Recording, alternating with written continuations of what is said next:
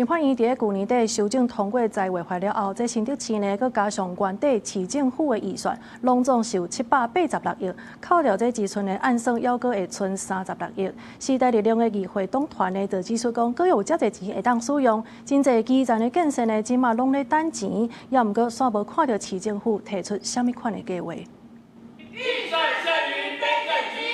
投資新竹才有力。手提牌啊，畫口號，要求新竹市愛重視基層建設。自立法院通過財劃法修法了後，新竹市總預算來到786億，創下歷史新高。但有議員指出，扣掉支出了後，閣剩36億。新竹閣有真濟所在需要建設，煞無看到市府有提出啥物計劃。明明就還有很多地方需要的建設，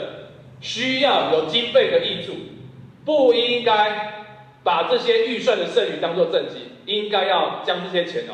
投資到刀口上。完全看不到新竹市政府有對於這樣子的增加的財源挹注有什麼樣花用的規劃，所以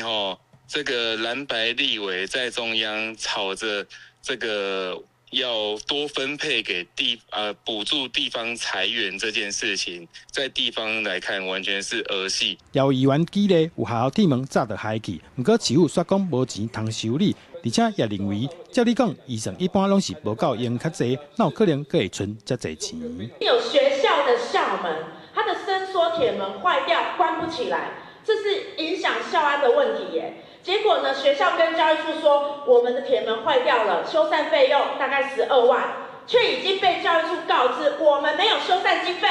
議員講，真濟學校、甲公園以及基層建設攏咧等錢用，市府無應該把存落來的錢當作政績，民眾真正需要是地方建設。記者杜君豪，新竹報道。